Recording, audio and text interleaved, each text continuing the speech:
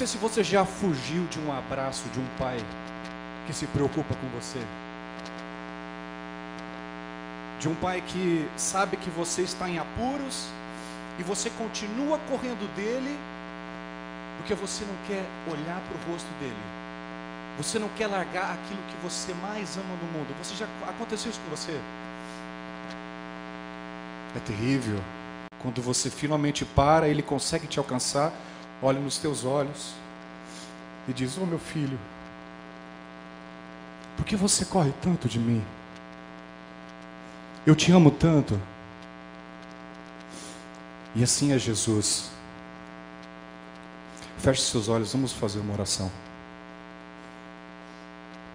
Papai, estamos aqui reunidos, meu Deus, porque não queremos mais fugir do teu abraço. Estamos aqui hoje, meu Pai, porque queremos sair daqui sabendo que o Senhor nos acompanha, meu Pai, e não correr mais. Andar, Senhor, do seu lado, nos proteja contra toda influência do mal e nos ajude a compreender a mensagem de hoje, meu Pai, para realmente mudar de vida. Tudo isso eu te peço em nome de Jesus. Amém. Eu tenho duas listas e antes de começar eu queria passar para vocês. Eu não vou explicar para vocês o que são elas agora, mas eu gostaria que pela fé você colocasse o seu nome e o seu e-mail de uma forma legível, para que eu consiga entender. E no final eu vou explicar por quê eu estou pegando o seu nome e o seu e-mail. Esse livro é o livro mais poderoso que existe no universo. Eu posso dizer isso. Esse livro mudou a minha vida, porque ele me fez enxergar o homem mais importante que existe, o ser mais importante que existe. Ele não tem poder fechado, ele não tem poder como um objeto místico. Eu posso jogar ele no chão, posso pisar nele, posso colocar fogo nele, ele não vai me fazer nada, nada místico vai me acontecer. Mas quando eu abro esse livro e estudo ele, não leio como uma revista, um gibi, não. Estudo ele, aí sim você vai entender o poder que ele tem. E sabendo disso, eu quero que você abra sua Bíblia no livro de Apocalipse, no capítulo 3, de 14 a 17.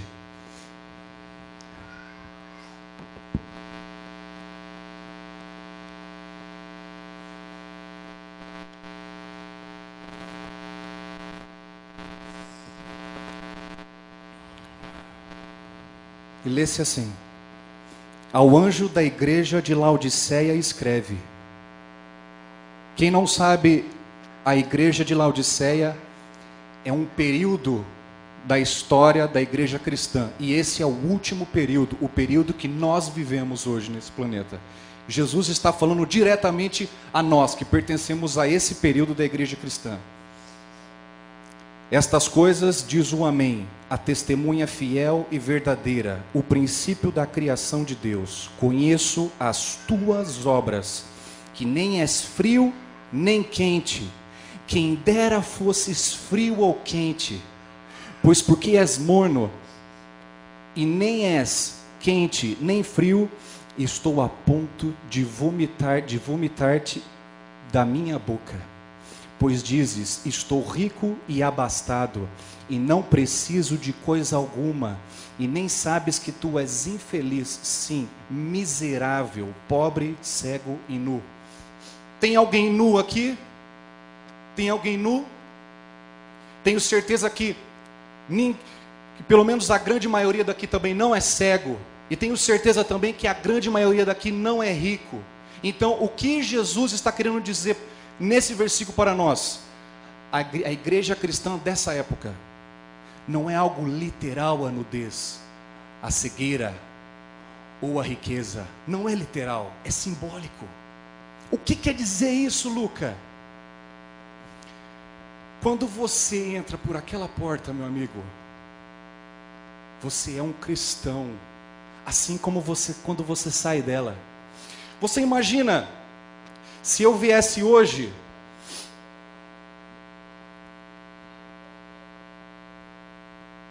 falar com você dessa maneira? Você imagina? Você daria crédito a mim? Se eu viesse falar a vocês dessa maneira? Escrito ainda cristão em cima da minha máscara, só para tentar te enganar mais ainda. Você acreditaria em mim? Acreditaria nas coisas que eu estaria dizendo para você? Não. Mas o problema é que nós não enxergamos essa máscara, nem no pregador e nem na pessoa que está ao seu lado, talvez. Você sabe que muitas pessoas... Tem um lenço ainda.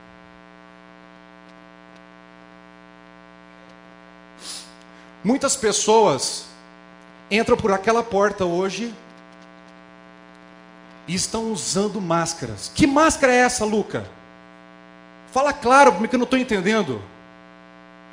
Ela entra e ela pode até passar a lição da escola sabatina. Ela pode dar uma meia dúzia de bom sábado. Ela pode vir aqui até pregar, falar de Jesus. Só que quando ela sai daqui, ela é uma outra pessoa, completamente diferente. O que está acontecendo com a gente? Por quê? Por que eu tenho que ser dessa maneira? Por que eu sou assim? O que adianta? O que adianta, meu amigo, você esconder quem você verdadeiramente é para mim? Não importa. Você vai esconder de Jesus isso? Você não vai conseguir. Se você não conhece a minha história, eu não ia me casar com a minha esposa, que eu tenho hoje aqui. Eu não ia se tornar cristão. Eu não seguiria Jesus da forma que eu gostaria de seguir. Eu seria mais um rapaz nesse mundo, procurando poder, riqueza, dinheiro, mulheres, e assim eu iria viver. Mas não, Jesus tinha um outro plano para mim, e veio e falou assim: chega, Luca.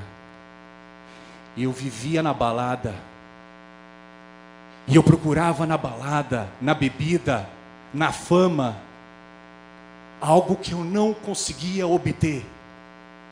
E não sei se você já ouviu falar daquele baú místico da felicidade. Já ouviu falar?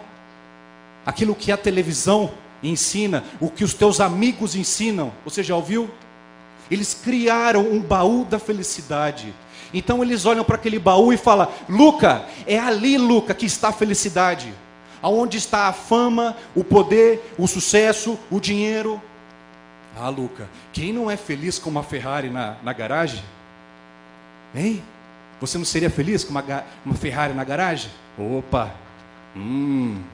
Final de semana, hein? Você não seria feliz com um apartamento de 3.000 metros quadrados? Uau, Luca, aí eu seria feliz, não é?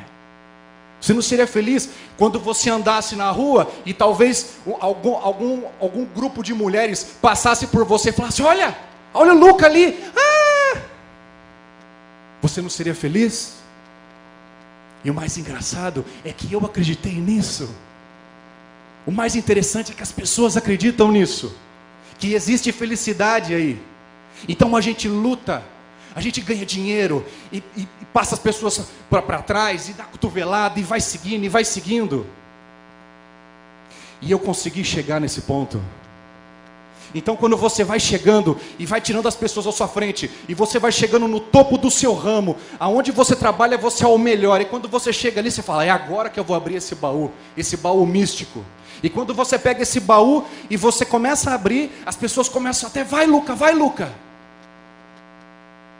Aí você abre, olha lá para dentro, e adivinha o que você vê? Nada. Aí você olha para eles e fala: que piada é essa? Não tem nada aqui dentro. E sabe o que eles falam? Você está mentindo, Luca. Não é possível que você não era feliz quando você tinha sucesso, fama, dinheiro. Não é possível, você está louco. Não acredita. Então eu venho aqui e falo para vocês, e adivinha só, a maioria não acredita também. Continua fazendo tudo que é errado para conseguir aquilo, e não vai conseguir ser feliz. E por que, Luca? Por que eu não consigo largar a balada? Por que eu não consigo, Luca, largar a bebida, as drogas? Por que eu procuro isso? Eu quero mudar, Luca, mas eu não consigo. Você sabe que no comecinho, quando eu comecei a frequentar essa igreja, a igreja adventista, com 17 anos, eu vim aqui aos cultos, o JA, e adivinha o que eu fazia à noite? Eu me arrumava com um grupinho, a gente tudo ia para balada. Que raio de cristão eu era? Por que eu fazia isso? Porque eu achava que felicidade, liberdade está lá fora, não aqui dentro. Aqui é tudo, era para mim uma baboseira de gente velha, sabe? E assim era. E eu continuava dessa mesma forma e nada acontecia. E por quê? Então aonde está a felicidade, Luca? Aonde está a felicidade? Deixa eu te falar uma coisa que isso é científico agora, hein? Talvez você nunca mais vai ouvir isso em lugar nenhum. Existe uma grande diferença entre alegria e felicidade. Quando você procura cientificamente o que significa alegria e felicidade, você se assusta, porque estamos confundindo, e de propósito o mundo confunde na sua cabeça. Alegria, no dicionário, no próprio dicionário, você não precisa procurar muito, no próprio dicionário está falando que é um pedaço, uma amostra grátis da felicidade. Uau! Como assim, Luca? A alegria, ela é proporcionada através de elementos ao seu redor. Ela precisa ser proporcionada por elementos ao seu redor. Ela não sai de dentro de você. Algo externo precisa acontecer para que você tenha alegria. Isso é muito interessante. E é por isso que a molecada, que os jovens, que o homem que olha para a secretária no trabalho, fala, uau, olha lá, ela está usando uma mini saia hoje. E começa a cobiçar ela.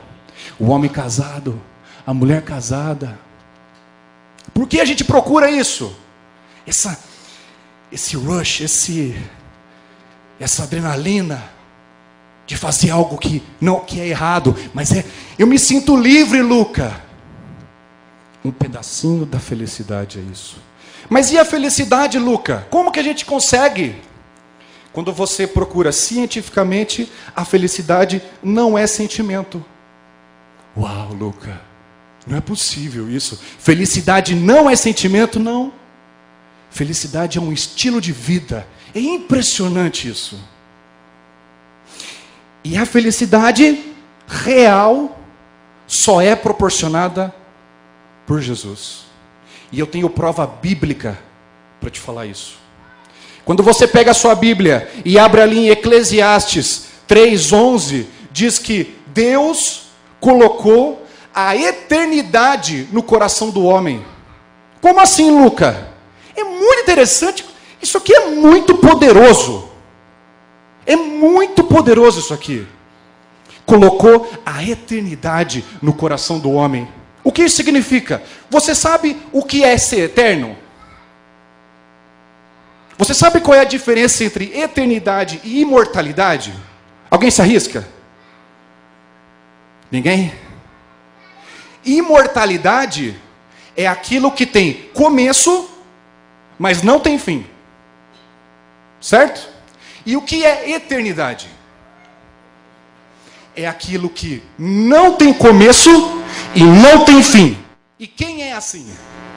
Somente Deus. Então quando Deus fala em Eclesiastes, eu coloquei a eternidade no coração do homem, Ele está dizendo o seguinte: no seu DNA, meu amigo, existe um espaço onde só eu possuo a chave para ligar. Não adianta você procurar na balada, não adianta você procurar no adultério, nas drogas, na bebida, o que só eu posso te proporcionar. Não adianta. E é aí que muitos jovens muitos cristãos e muitas pessoas ao redor do mundo estão procurando essa chave que somente Jesus a possui. E meu amigo, olha para mim, porque eu estava procurando essa chave e eu fui ligado por Deus. Eu não estou aqui hoje porque eu quero aparecer, ou porque eu preciso do seu dinheiro, ou preciso de algo de você. Não. Eu estou aqui porque simplesmente eu não consigo parar. Eu não consigo te explicar melhor. Eu não consigo parar. Porque, por mais que eu esteja triste na minha vida, eu sou feliz. Eu nunca fui tão feliz em toda a minha vida como eu estou sendo feliz com a minha esposa.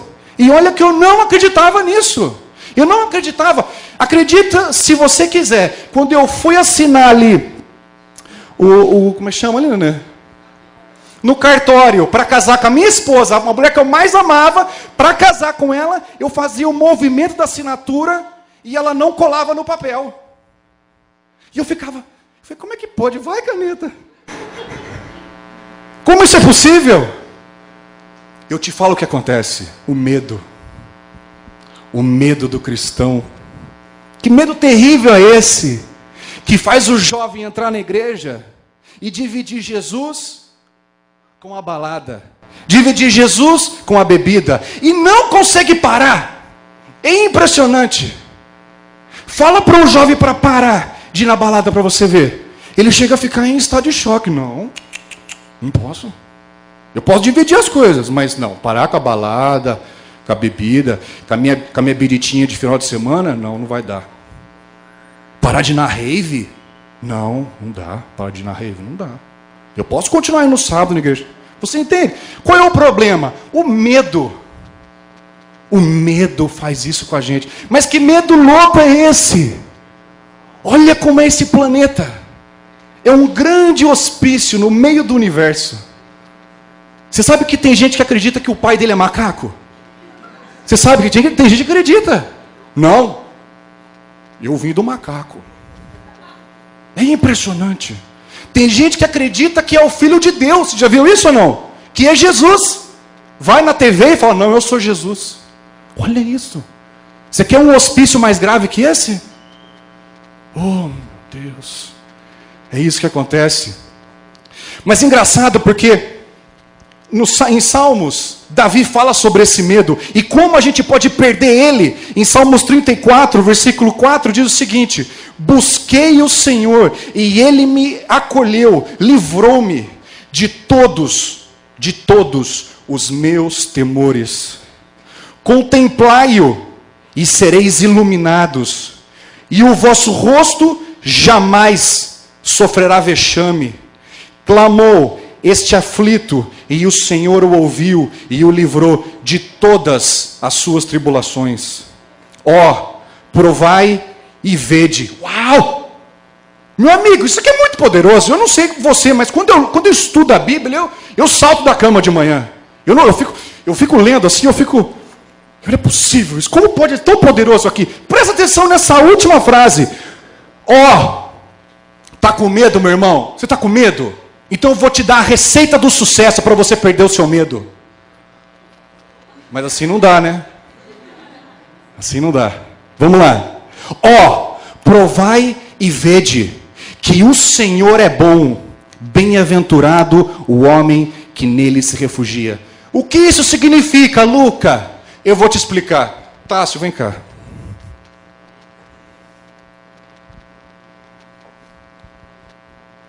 Esse é meu grande amigo Tássio, é praticamente meu irmão. Porque o pai dele para mim é um pai também. Não sei se vocês conhecem o pastor Ivan Canhadas. Sensacional. Ele me casou com a minha esposa, me batizou, e a gente se conheceu com eu quase brigando com o homem. Coisa fantástica é Deus. Então eu te pergunto, vocês conhecem o Tássio? Não conhecem o Tássio. Mas eu conheço e falo, meu amigo, esse cara é fantástico. Fantástico. Você precisa sentar para conversar com esse cara. Ele é muito legal. Você não está entendendo, né, Tássio? Você é muito legal, cara. Eu gosto dele. Gosto dele. Só que o problema é que você pode até acreditar em mim. Fala, não, tá certo, Luca, eu acredito que ele é legal. Só que se você não vier aqui e conversar com o Tássio, você não vai entender o que eu estou falando na sua completa forma. Você está entendendo? Não adianta eu falar para você conhecer a Jesus. Eu conheço Jesus, e olha como é que eu estou vibrando. Ele é fantástico, Jesus é fantástico, não é brincadeira. Eu não sou pastor, eu tenho um meu trabalho, meu amigo. É fantástico conhecer Jesus. Só que o problema é que se você não vier e ter um relacionamento com Ele, você não vai entender o que eu estou falando. Você entendeu? Pode sentar, Tássio, obrigado. Agora vocês vão conhecer o Tássio no final, né? Ele é gente boa mesmo. Não é tão legal igual a Jesus, mas ele é gente boa também. Estou brincando, Tássio. Meu amigo, conhecer Jesus é tudo. É o segredo do sucesso do cristão.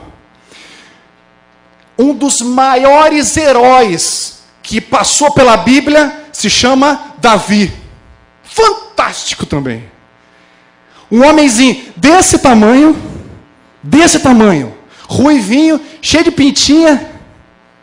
Fantástico. Quando ele tinha mais ou menos uns 16, 17 anos, chegou um homem já idoso na casa dele. E ele não estava presente. Um homem tão poderoso que a sua própria família esqueceu dele. Ele tinha vários irmãos. Então Samuel, esse velhinho, chegou ali, que era sacerdote, e começou a olhar para os irmãos de Davi. E olhou para cada um e falou: Senhor, é esse aqui? E Deus falou: não, não é esse, Samuel. É esse aqui? Não, não é esse. E assim foi. E nenhum era daqueles que Deus mandou ali ungir. Nenhum. Até o próprio pai tinha esquecido dele. E Samuel perguntou para ele: mas são todos esses aqui? É só isso? E Jesus parou a pensar: ah não, espera um pouquinho. Tem um ali cuidando das ovelhas. Então chama ele, por favor. E veio Davi. E chegou na casa. E Samuel olhou para ele e nem se levantou. Samuel ficou: não é possível, deve ser outro esse. Ele ficou sentado assim, ó. E no que ele entrou, Deus falou: Samuel, pode levantar. Unja esse homem que é ele. Uau! Queria tanto que Deus falasse para mim um dia. Hein? Samuel, você não está acreditando, Samuel, em mim? Você pode levantar, rapaz. Pode ungir aquele rapaz ali, porque é ele. O homem não vê aquilo que eu vejo. Esse rapaz, ele tem o que precisa. Uau! Fantástico! Aí Davi se tornou um violento de um guerreiro, meu amigo. Davi era aquele homem de fé, de comunhão com Deus. Lembra de conhecer o Tássio? Ele conhecia Jesus de um jeito, ele conhecia Deus de um jeito que ninguém da terra praticamente conhecia daquele jeito. Sabe o que ele fez? Ele olhou um dia para um gigante que todo mundo estava tremendo. E a Bíblia fala que tremia as pernas do exército. Tremia, assim, ó. E ele olhou para aquele gigante e falou assim, ó: quem é esse incircunciso para vir desafiar o exército do Senhor? Quem é? Desse tamanho. O cara que ele estava falando era do tamanho dessa parede aqui, ó. Da altura desse teto. Gigantesco. E um dia ele foi ali e falou: quer saber, eu vou pegar esse cara. Eu não estou brincando. Eu sou amigo de Jesus, meu amigo. Eu sou homem de Deus. E quando ele chega perto do gigante violento de grande, ele leva 5 pedrinhas. Mas pera um pouco, Luca. Ele não tinha fé? Ele não tinha fé. Por que ele tinha 5 pedrinhas? Uma não bastava se ele não tinha fé mesmo? Não é? Ele pegou só uma. Colocou, caiu na hora. Foi lá e cortou a cabeça dele. Mas e as outras 4, Luca? Por que ele levou as outras 4? Será que ele não estava com uma boa mira naquele dia? Não. Quando você estuda a Bíblia, está aí a diferença. Quando você estuda, não lê, estuda a Bíblia, você percebe que ali havia 5 gigantes. Na hora, só aparece Golias nessa parte aí. Mas existia mais 4 atrás de Golias, pronto para pegar ele. Fantástico, Davi. Esse é um dos caras que eu andaria hoje. Andaria perto dele. Terrível. Então ele levou essas 5 pedrinhas para pegar o Golias e depois ele falou: vocês 4 aí, filho, pode vir, porque eu tenho mais 4 aqui, ó. Isso era Davi. Que fantástico. Ele ia derrubar todo mundo ali. E se tivesse o exército todo, ele falava: pode vir, porque eu sou amigo do general. Você está de brincadeira comigo? Eu sou desse tamanho, mas eu não vim sozinho, meu amigo. Eu não estou brincando aqui. E assim era Davi. Só que o problema é que Davi vacilou um minutinho. E no que ele vacilou um minutinho, o diabo pegou ele. E aonde que ele vacilou? Está em Samuel 11. E eu vou te mostrar exatamente aonde ele vacilou. Você fala: ah, Luca, ele vacilou pegando a Batseba, né, a mulher? Não. Isso foi consequência desse vacilo. Vamos lá ver onde que foi.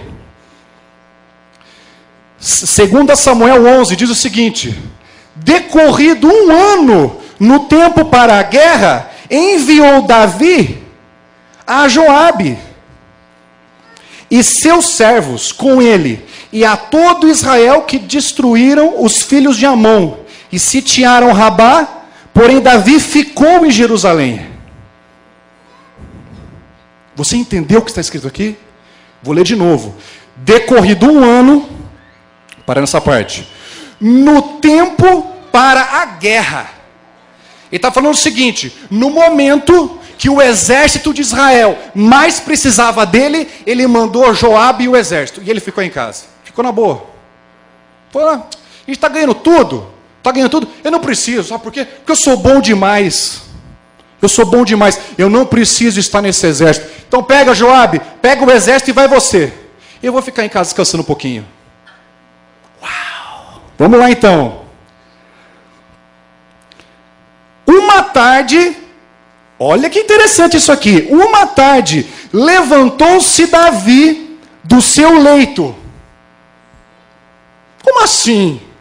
O rei do poste de Davi dormindo à tarde?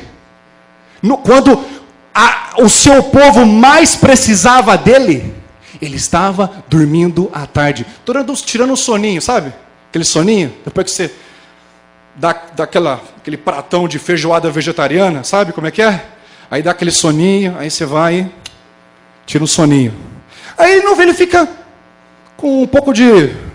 Ele levanta, fala: não estou mais com sono, e vai dar uma volta. E andava passeando, ou seja, estava tranquilo. Aonde que ele passeava? No terraço da casa real. Daí viu uma mulher que estava tomando banho, era ela muito formosa.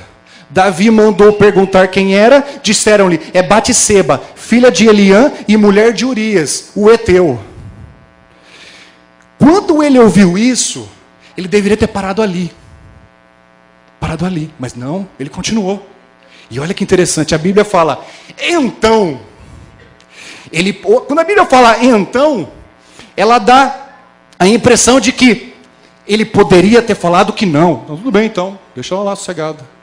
Mas a Bíblia fala: então enviou Davi mensageiros que a trouxessem. Ela veio e ele se deitou com ela, tendo-se ela purificado. Oh, isso aqui é tremendo, isso aqui, presta atenção. Ela veio e ele se deitou com ela, certo? Aí depois, tendo-se ela purificado da sua imundícia, voltou para a sua casa. Uau! A Bíblia está falando que ela sabia que estava fazendo e era coisa errada. Ela tomou aquele banho e falou: eu não acredito que eu fiz isso. Certo? E ele sabia que estava errado também. A mulher concebeu e mandou dizer a Davi: estou grávida.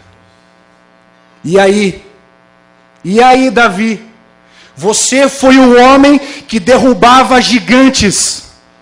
Você foi aquele esquecido pelo seu próprio pai. Agora você faz uma coisa dessa. Por quê? E a resposta está no começo, meu amigo. Na hora que ele deveria trabalhar, o que ele fez? Ele foi dar um soninho. Foi tirar um soninho. Nós precisamos trabalhar hoje. Sabe o que a gente está fazendo? Ao invés disso, tirando um soninho. O que você faz no sábado à tarde? Deixa eu ver. Ah, Lucas, sabe o que é? Eu como um pouquinho a mais. Sabe como é que é, né, no sábado? Eu como um pouquinho a mais, aí eu dou aquele soninho, mas é coisa rápida, viu? É coisa de 1 a 2 horas só. Meu amigo, sábado, o dia do Senhor. E a gente dorme. O que está acontecendo com a gente?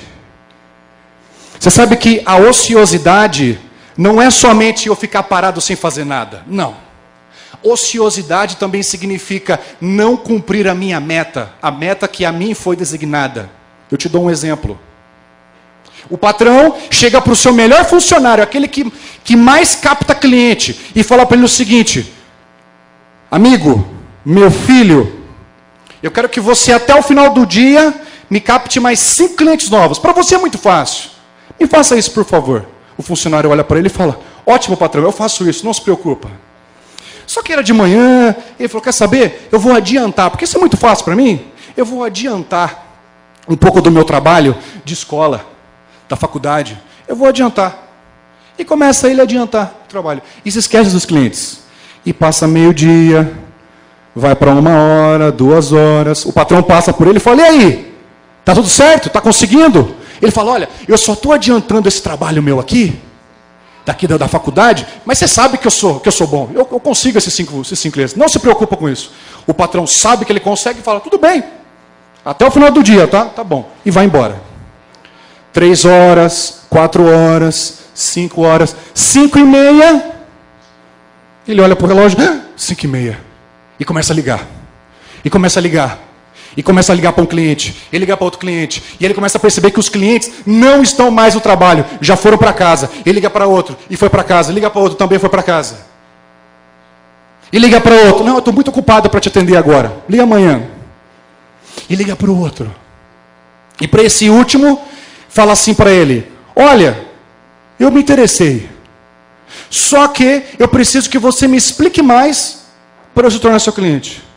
Só que essa explicação ia demorar mais umas 4 horas. Não ia ter como ele finalizar aquilo às 6 horas. O que ele vai fazer? E ele no telefone, o patrão chega às 6 horas em ponto, quando acaba o expediente. E ele olha para o funcionário e fala: meu filho, você conseguiu? Todo feliz, com certeza que ele ia conseguir. E o funcionário desliga, olha para ele e fala: ô patrão, eu não consegui. Eu fiquei aqui distraído com o meu trabalho de faculdade e acabei não conseguindo. E o patrão olha para ele e diz: meu filho, você não sabe o que você fez. Eu estava na mesa diretora de manhã e todos eram contra você, mas eu fui o único que te defendi. Eu falei: esse rapaz é praticamente o meu filho, o melhor funcionário que existe nessa empresa, e vocês querem mandar ele embora? Não pode. E ele falou: eu te garanto que ele vai captar mais 5 clientes até o final da tarde. Eu vou te provar. E eu coloco a profissão dele em jogo. Não se preocupa com isso. Infelizmente, meu filho, eu não posso fazer mais nada agora. Eu prometi que eu ia fazer isso. Você entendeu? E olha o que a gente está fazendo hoje. Deus falou para nós: você tem uma missão, Luca. E a sua missão é essa. Mas Deus, eu posso fazer o meu trabalho em paralelo? É claro. Mas não se esqueça do mais importante. Você entendeu?